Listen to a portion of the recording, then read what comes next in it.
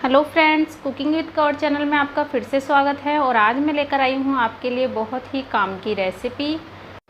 और ये रेसिपी बनाने में आपको ज़्यादा मेहनत भी नहीं लगेगी और ये बहुत ही आसानी से बन जाएगी और खाने में बहुत ही ज़्यादा गुणकारी होती है, हेल्दी होती है।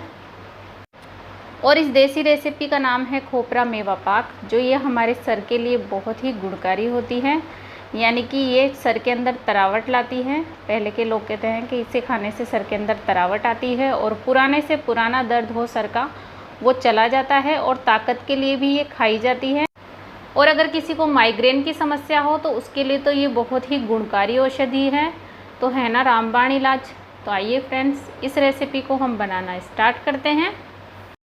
तो रेसिपी बनाने के लिए हमें किन किन चीज़ों की ज़रूरत पड़ेगी मैं आपको दिखा देती हूँ। यहाँ लिया है मैंने ये 100 ग्राम किशमिश, और ये लिया है मैंने एक साबुत गोला जिसको मैंने कट कर लिया है, और ये लिया है मैंने 1 चम्मच आटा। और ये देखिए मैंने इस तरीके से कट किया है, इसको ऊपर से केवल कट किया है, बीच में से नहीं किया है। ये देखिए ऊपर से इसकी कैप निकाल दी है। और ये लिए है मैंने सफ़ेद वाली काली मिर्च, जिसे दखनी मिर्च भी कहा जाता है, और ये 1 छोटी चम्मच है। और ये लिया है मैंने कायफल पाउडर, मुझे साबुत वाला नहीं मिला था इस वजह से मैंने ये पाउडर लिया है, और ये भी 1 बड़ी चम्मच जितना है।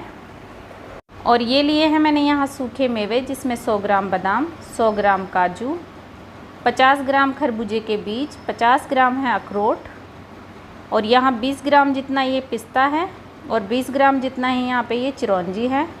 तो अब हम स्टार्ट करते हैं रेसिपी बनाना। तो मैंने ले लिया है यहाँ पे ये कट किया हुआ गोला। तो सबसे पहले हम इसमें ये कायफल का पाउडर डाल देंगे। अगर आपको ये कायफल साबुत मिल जाता है तो आप साबुत का इस्तेमाल करें। तो मैं ये पूरा कायफल का पाउडर इसमें डाल दूँगी, और साथ ही डाल देंगे हम ये काली मिर्च सफ़ेद वाली, तो ये भी इसमें हम पूरी डाल देंगे। हमें ये कूट करके नहीं डालनी है, साबुत ही डालनी है। तो ये भी हम इसमें डाल देते हैं। और अब डाल देंगे हम इसमें ये सूखे मेवे, और जितने इसमें आ सकेंगे उतने हम दबा दबा के अच्छे से डाल देंगे। तो ये देखिए यहाँ पे मैंने जितने इसमें मेवे आ सके उतने मैंने इसमें दबा दबा के अच्छे से भर दिए हैं। तो अब हम इसको पैक करेंगे। तो अब हम नारियल को पैक करेंगे, तो उसके लिए लिया है मैंने ये सूखा आटा। तो अब हम इस आटे को थोड़ा सा गीला कर लेते हैं, और ये गीला आटा हम इस नारियल की पूरी किनारी पे लगा देंगे, ताकि जो हमने इसकी कैप अलग निकाली थी वो इस पे अच्छे से चिपक सके। तो ये देखिए मैंने पूरा अच्छे से लगा दिया है। तो अब ये इसकी कैप लगा देते हैं, और बाहर से भी इसके अच्छे से आटा लगा देते हैं ताकि ये अच्छे से पैक हो जाए। तो ये देखिए यहाँ मैंने पैक कर दिया है इस नारियल को। तो अब हम आगे की तैयारी शुरू करते हैं। तो मैंने यहाँ लिया है 1 लीटर फुल फैट क्रीम दूध, और ये मैंने दूध चढ़ाया है लोहे की कढ़ाई में। आप इसे लोहे की कढ़ाई में बनाएंगे तो ही ये ज़्यादा आपको फ़ायदा करेगी। आप इसे सिल्वर में बिल्कुल भी ना बनाएं, ना ही आप इसे नॉन स्टिक में बनाएं। आप इसे लोहे की कढ़ाई में बनाएंगे तो ये आपको रेमेडी ज़्यादा फ़ायदा करेगी। तो ये देखिए यहाँ दूध में उबाल आ चुका है। तो अब मैं डाल दूँगी इसमें ये नारियल जो हमने पैक किया था। और दूध में उबाल आने के बाद ही ये नारियल डालना है, पहले नहीं डालना है, क्योंकि हमने इस पर ये कच्चा आटा लगाया है। और अगर हम इसको पहले ही डाल देते हैं तो इसका ये कच्चा आटा निकल सकता है, इसलिए हमको ये दूध में उबाल आने के बाद ही नारियल डालना है। तो अब डाल देंगे हम इसमें ये बचे हुए मेवे, क्योंकि आधे तो हमने इसमें नारियल में भर दिए थे और बाकी ये बच गए हैं। तो हम ये भी इसी में डाल देंगे, और इसी पॉइंट पे डालने हैं ताकि ये अच्छे से पक सके। तो यहाँ मैंने इसमें सारे मेवे डाल दिए हैं, और अब अच्छे से चला देंगे। और ये जो हम रेसिपी बना रहे हैं ये हमें लो फ्लेम पे ही बनानी है, हाई फ्लेम बिल्कुल भी नहीं करनी है। लो फ्लेम पे बनाएंगे तो इसके रिज़ल्ट जो है बहुत ही बढ़िया आएंगे, और ये गुण भी अच्छे से करेगी। तो इसे लो फ्लेम पे ही बनाएं, और बीच बीच में चलाते रहें, क्योंकि इसमें हमने दूध का इस्तेमाल किया है तो दूध तो नीचे लगने का डर रहता है। और लोहे की कढ़ाई है तो लोहे की कढ़ाई में बहुत जल्दी लगता है दूध। तो इस बात का भी ध्यान रखें कि आप इसको लगातार चलाते रहें। और आप चाहे तो इसके अंदर दूध की मात्रा भी बढ़ा सकते हैं। मैंने तो 1 लीटर ही लिया है, आप चाहे तो इसके अंदर 2 लीटर दूध का भी इस्तेमाल कर सकते हैं। और यहाँ जैसे ही मैंने ये नारियल दूध में डाला है, दूध का कलर बिल्कुल चेंज हो गया है, यानी कि डार्क ब्राउन सा दिखने लगा है। कैमरे में तो इतना ब्राउन नहीं नज़र आ रहा है। कुछ तो कढ़ाई की वजह से है, क्योंकि हमने लोहे की कढ़ाई का इस्तेमाल किया है, और कुछ यहाँ पे ये नारियल की वजह से, और नारियल के अंदर हमने कायफल वगैरह डाला है उसकी वजह से भी है। तो लोहे की कढ़ाई में बनाने का सबसे बड़ा फ़ायदा यही होता है कि हमें अच्छा खासा आयरन मिल जाता है। तो इसी वजह से मैंने इसे लोहे की कढ़ाई में बनाया है। तो आप भी इसे लोहे की कढ़ाई में ही बनाएं। और ये कोई आज के ज़माने की रेसिपी नहीं है, ये बहुत ही पुराने ज़माने की रेसिपी है, नानी दादी का नुस्खा है। पहले के ज़माने में कोई डॉक्टर वगैरह के नहीं दिखाता था, अगर किसी को कोई दिक्कत होती थी तो वो इसी तरीके से घर में रेमेडी बना करके घर की ही चीज़ों से वो इलाज कर लिया करते थे। और आज भी ये रेसिपी कई घरों में बनाई जाती है, जैसे कि किसी को बेबी हुआ है तो ये जच्चा को भी खिलाई जाती है देसी दवाई के रूप में। तो इसीलिए ये बहुत ही गुणकारी रेसिपी है। तो देखिए यहाँ हमने लगातार चलाते हुए इसको पकाया है, देख सकते हैं आप। और यहाँ अब डाल देंगे हम ये किशमिश, और ये किशमिश मैंने लास्ट में डाले हैं क्योंकि अगर पहले डाल देते दूध के अंदर तो दूध का फटने का डर रहता है, इसलिए मैंने लास्ट में डाले हैं। और किशमिश को मैंने धो करके इस्तेमाल में लिया है क्योंकि आजकल किशमिश पे बहुत ही ज़्यादा डस्ट आती है। तो देखिए उबलते उबलते ये जो नारियल है ये भी खुल चुका है इसके अंदर।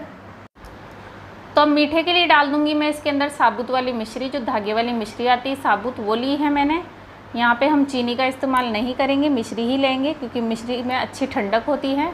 बाकी सर्दी अगर हो तो सर्दी के अंदर गुड़ का इस्तेमाल करें, अभी गर्मी है तो गुड़ का इस्तेमाल नहीं कर सकते। तो अच्छे से मिक्स कर देंगे, और इसको तोड़ करके डालने की भी ज़रूरत नहीं होती है क्योंकि अभी इसके अंदर ये अच्छे से पिघल सकती है। तो बस अच्छे से चला देंगे, और ये पकने ही वाला है काफ़ी। देखिए इसका दूध भी अच्छे से सूख चुका है, तो बस लगातार चलाते हुए इसको पकाएंगे। तो अब डाल देंगे इसके अंदर 1 चम्मच जितने इलायची के दाने। मैंने यहाँ इसको कूट करके इस्तेमाल में नहीं लिया है, साबुत ही लिया है। तो आप भी इसी तरीके से लें, जहाँ तक हो सके इस रेसिपी के अंदर जितनी साबुत चीज़ें डालेंगे उतनी ही ज़्यादा गुणकारी बनेगी ये रेसिपी। तो बस अच्छे से चला देते हैं इसको, और मीठा डालने के बाद आप इसको लगातार चलाते हुए पकाएं क्योंकि मीठा डालते ही ये नीचे लगने लगती है। तो बस अब इसको पकने में ज़्यादा समय नहीं लगेगा। तो ये देखिए यहाँ मैंने इसको लगातार चलाते हुए पूरा अच्छे से ड्राई कर लिया है। इसमें जो हमने दूध डाला था वो बिल्कुल भी नज़र नहीं आना चाहिए, अच्छे से सुखा देंगे उस दूध को। और इसमें हल्का हल्का सा ऑयल दिखने लगे यानी कि घी बाहर आने लगे, तब समझ जाइएगा ये अच्छे से पक चुका है, तब आप गैस बंद कर सकते हैं। तो बस इससे ज़्यादा नहीं पकाएंगे। ये कढ़ाई को भी नीचे से छोड़ने लगा है, देख सकते हैं आप, क्लीन होने लगी है नीचे से कढ़ाई, तो समझ जाइएगा ये अच्छे से पक चुका है। तो बस अब मैं गैस बंद कर देती हूँ और इसको हम ठंडा कर लेंगे। तो ये देखिए यहाँ पे ये मिश्रण ठंडा हो चुका है, तो अब हम इसको कूट लेंगे। हम इसको मिक्सी में बिल्कुल भी नहीं पीसेंगे क्योंकि मिक्सी में पीसने से इसके वो गुण नहीं मिलते हैं जो हम कूट करके इसको इस्तेमाल में लेंगे, क्योंकि हमने इसमें चीज़ें भी सारी साबुत डाली है। तो जो वो गुण मिलेगा वो पीसने से नहीं आएगा जो हम कूट करके इस्तेमाल में लेंगे। तो मैं इसको इसी में कूट दूंगी। अगर आपके पास मामदस्ता हो तो उसके अंदर भी आप इसको बारीक कूट सकते हैं, बारीक मोटा जैसे आपको पसंद हो, जैसा आप खाना चाहें वैसा उसको कूट सकते हैं। तो ये देखिए तैयार है हमारी ये देसी रेसिपी, मैंने इसका बारीक सा चूरा कर लिया है। तो अब मैं बता देती हूँ आपको इसको खाना कैसे है। आपको इसको गर्म दूध के साथ लेना है सुबह सुबह, और खाने के 2 घंटे पहले खाना है, उसके बाद में ही कुछ और खाना है। और आप इस रेसिपी को 4 से 5 दिन के अंदर ही खा के कंप्लीट कर दें, क्योंकि जब ये खाएंगे तब हमें खटाई छोड़नी पड़ती है, यानी कि नींबू की, अचार की, और ठंडी चीज़ें भी हमें अवॉइड करनी पड़ती है। तो कैसी लगी फ्रेंड्स आपको मेरी ये रेसिपी? अगर थोड़ी बहुत भी आपके काम की हो तो इसे लाइक करें और चैनल को भी सब्सक्राइब ज़रूर करें। तो फिर मिलेंगे आपसे एक नई रेसिपी के साथ।